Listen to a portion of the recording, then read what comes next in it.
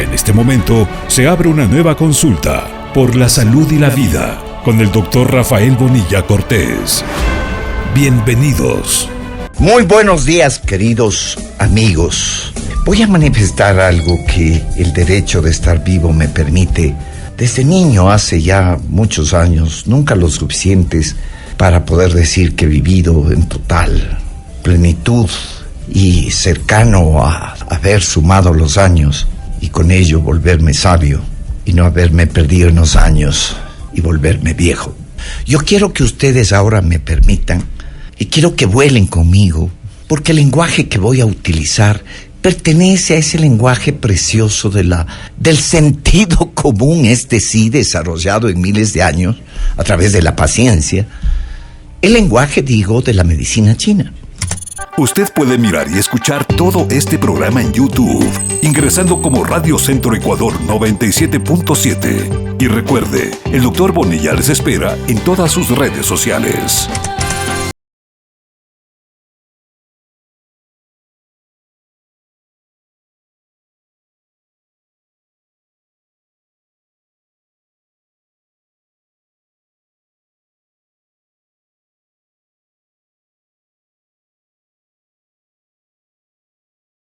De medicina y acupuntura. Para su comodidad, contamos con parqueaderos propios. Noti Hoy y el doctor Rafael Bonilla Cortés continúan presentando Por la Salud y la Vida. Amigos, la obesidad es una enfermedad caracterizada por presencia de tejido graso en el organismo. En la historia del ser humano, la obesidad era una característica en una época de solvencia económica, en otra época de solvencia estética, y en otra época tan solo era una manifestación del ser humano y sus variables de salud.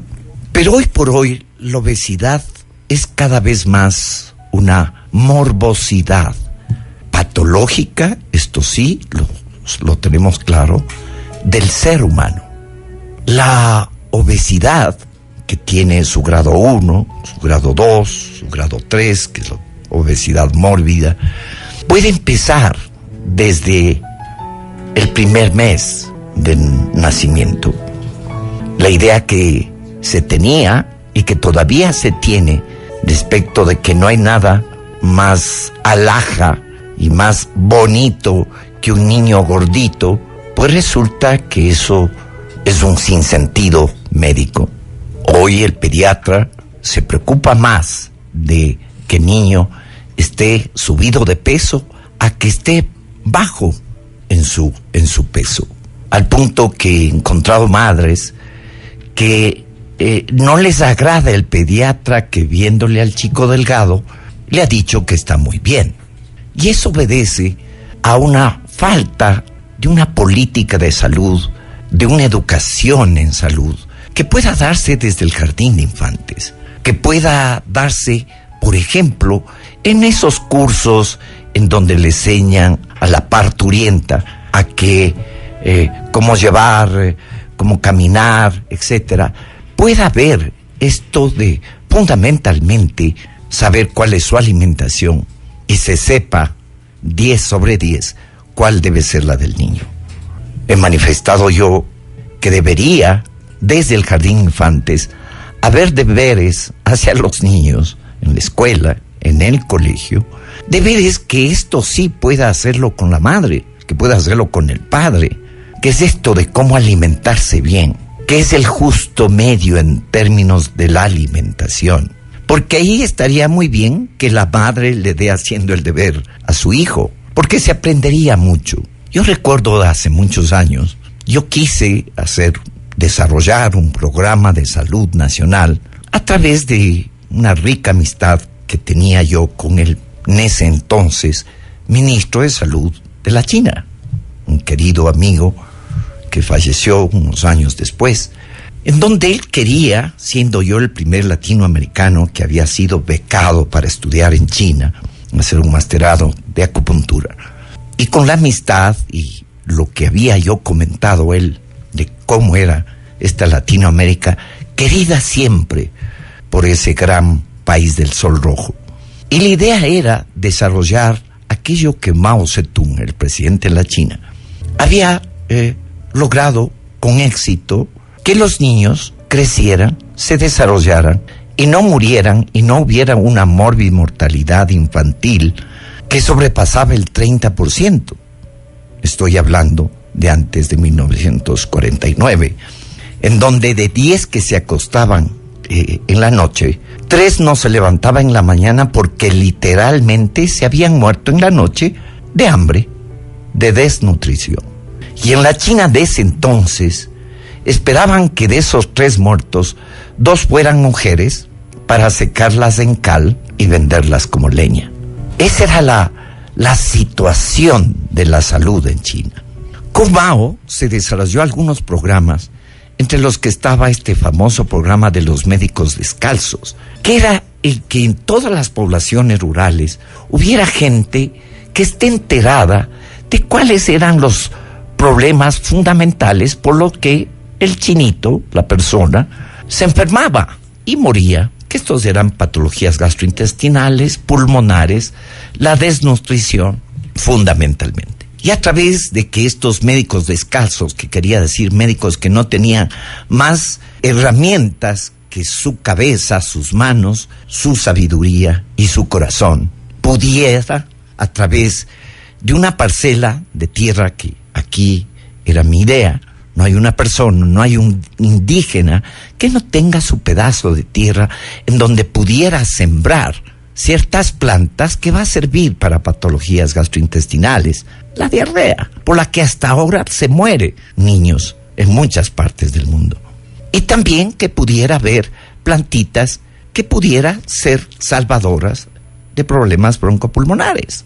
El proyecto era así de simple, y que el conocimiento de estos médicos descalzos, que no necesariamente eran médicos, sino llamémosles salubristas, auxiliares de salud, lo que hay aquí en los centros, subcentros, jefaturas provinciales, rurales, etcétera, con los que se podía desarrollar eso. Ya podrá imaginarse que frente a esta solución siempre ha habido los peros de la mediocridad. No se pudo hacer.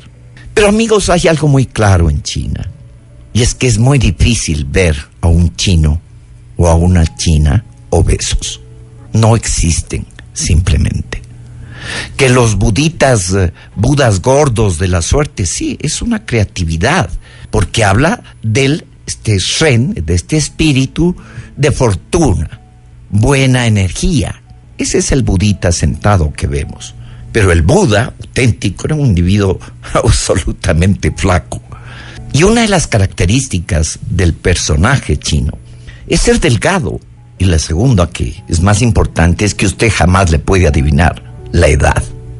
Y no le puede adivinar la edad porque en cada esquina, en las ciudades, y eso se mantiene, o en parques, le puede ver a usted un chinito con una barba larga que le lleva hasta el ombligo, que le ha costado años, le ha sumado años, que está ahí haciendo tai chi o qigong, y lo hace con una espada que es de metal y que es pesada.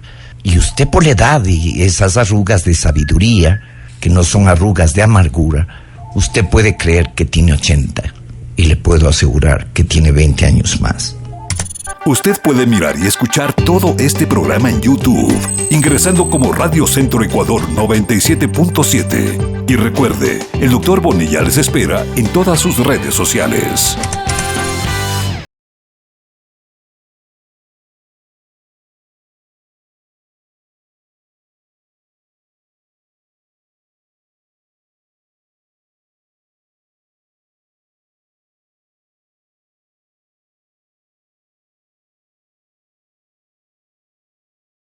Y acupuntura.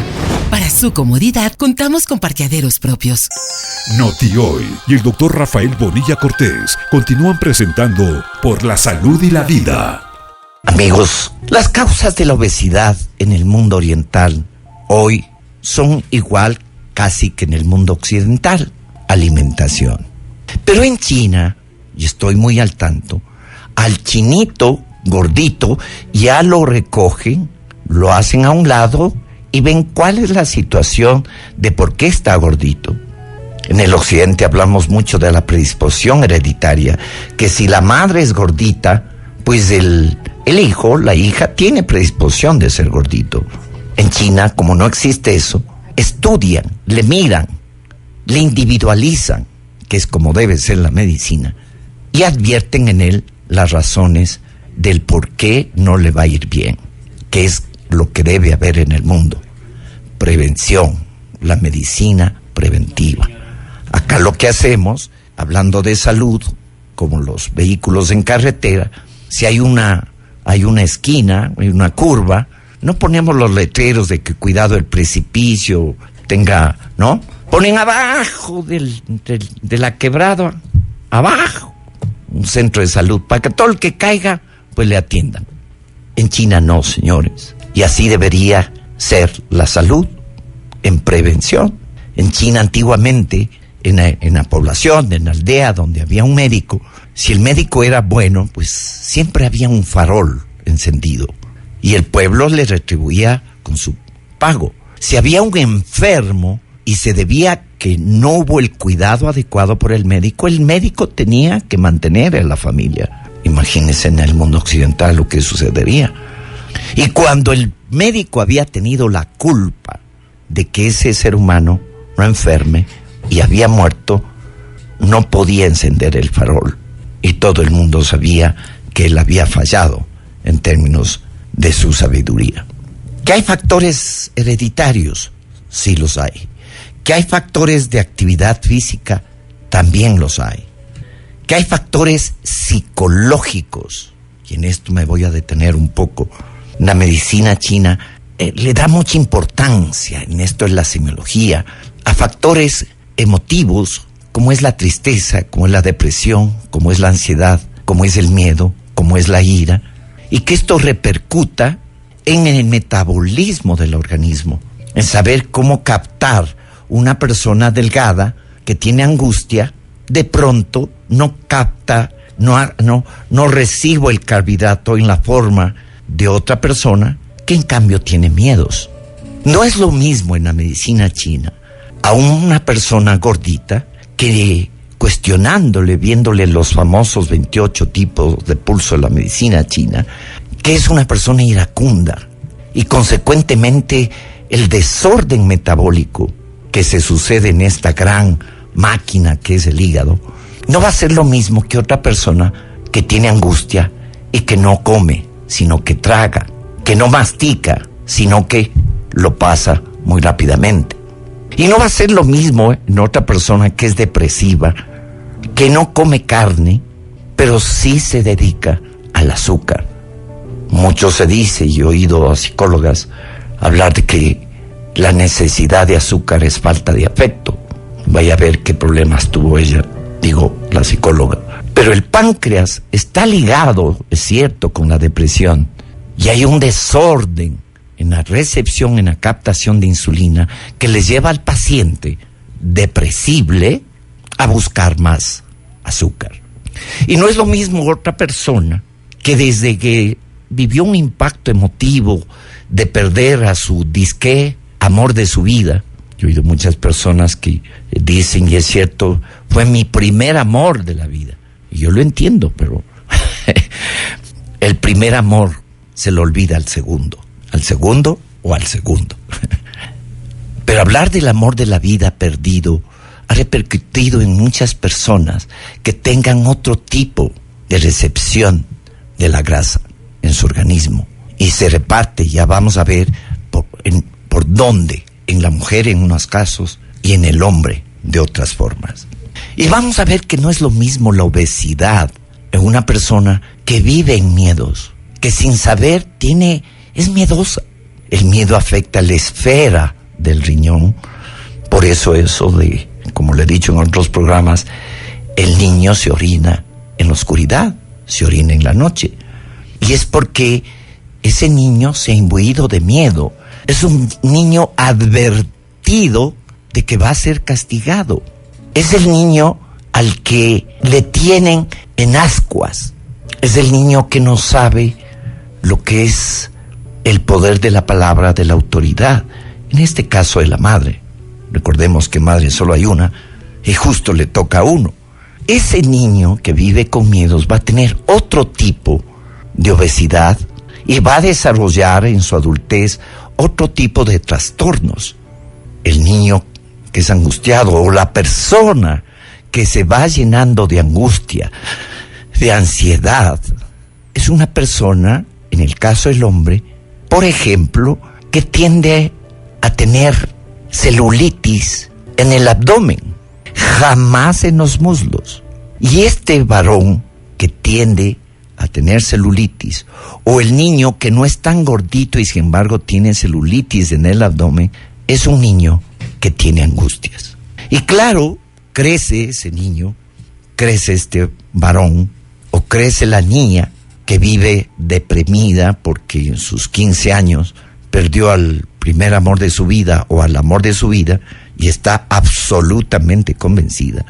Le vamos a ver que tiene gorditos la zona del bajo vientre, la zona del ombligo y la zona externa de las nalgas, que no es lo mismo a una mujer que tenga una gordura, como se les llama la obesidad androide, que se acumula en la cara, en el cuello, en la parte superior del abdomen, y la zona de las nalgas más bien las tiene delgadas. Este tipo de obesidad, que es más frecuente en los varones, pero que también afecta a las mujeres, esa mujer que por la angustia se educó, convino ella en hacerse, en defenderse, siendo autoritaria, guardando afuera una imagen de dureza, cuando hacia adentro tiene esta fragilidad que les llena de angustia. La resistencia a la acción de la insulina aquí se ve muy manifiesta, porque son personas que, guardando depresión que vino por esto del desengaño a los 15 años en la niña, y en el varoncito el de no saberse estimulado en sus capacidades por sus padres o por la bronca de resistencias con algún profesor que, vale repetirlo, le cogió bronca.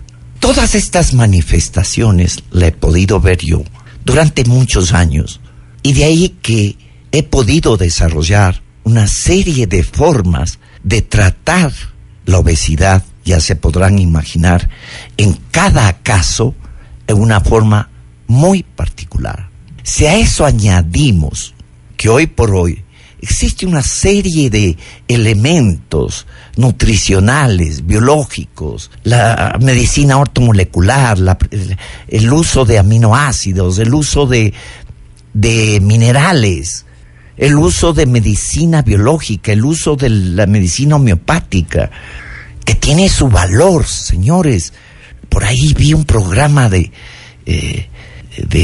mitos y mentiras que lanzan cualquier barrabasada sin más ni más, agrediendo a más de 300 millones de seres humanos que hoy por hoy utilizan la homeopatía en el mundo, y que tiene su razón de ser matemática.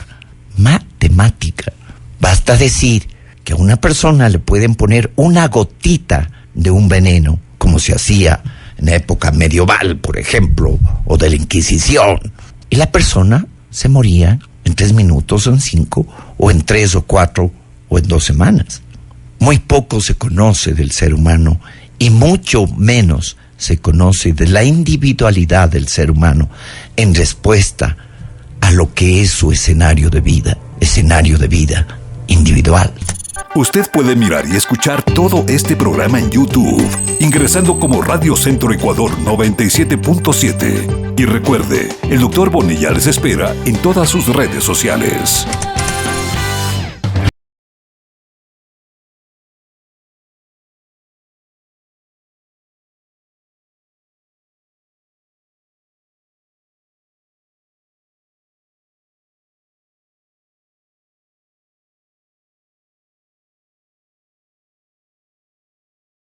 Medicina y acupuntura. Para su comodidad, contamos con parqueaderos propios. Noti Hoy y el Dr. Rafael Bonilla Cortés continúan presentando Por la Salud y la Vida. Le dejo, amigos, este abreboca para la próxima semana centrarnos, ahí sí, ya en las formas propias de la obesidad y qué he desarrollado yo para el tratamiento de estas múltiples formas de obesidad. En el mundo occidental no existe una terapia para bajar de peso, porque si la existiera ya no hubiera budas gordos, ya no hubiera gorditos en el mundo. Y el fracaso ha sido porque le ponen a uno ingrese menos calorías y egrese más esfuerzo y desgaste. Pero pasa esta época en donde usted ha hecho esta dieta y usted vuelve a subir de peso. Y es mayor el desengaño, al punto de que la estima también se queda ahí en el camino. Amigos, quedemos pues en la próxima semana a hablar de este tema harto humano, para muchos harto agotador en términos de su estima, de esto que considero es fundamental por encima de amar y ser amados, como es amarse uno. Si alguna vez hizo usted un esfuerzo por bajar las libras y terminó no haciéndolo, pues sepa que hay para usted, una forma que llene las expectativas de su intuitividad y con ello pueda lograr aquello que está en la sabiduría celular, que está en nuestra neuroflexibilidad, que está en el justo medio, en el equilibrio de la célula estar con vida, en su amor, en su estima, en lo que implica salud celular.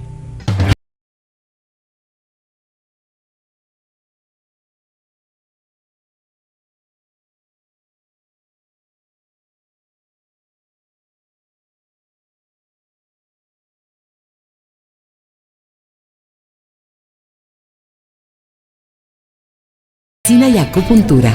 Para su comodidad, contamos con parqueaderos propios. Noti Hoy y el doctor Rafael Bonilla Cortés continúan presentando Por la Salud y la Vida. Y ahora, escuchemos un momento de reflexión con el que deje fluir su espíritu. Un día un discípulo le preguntó al maestro, así sin más: ¿has alcanzado tú la santidad? ¿Cómo puedo saberlo?, respondió el maestro. ¿Y quién va a saberlo sino tú? Pregúntale a una persona normal si es normal, dijo el maestro, y te asegurará que lo es. Pregunta a un loco si es normal y también te asegurará que lo es. Y esbozó una maliciosa sonrisa. Y más tarde diría: si te das cuenta de que estás loco, no lo estarás tanto, ¿no crees? Si sospecha que eres santo, no lo serás tanto, ¿no te parece? El santo nunca es consciente de lo que es.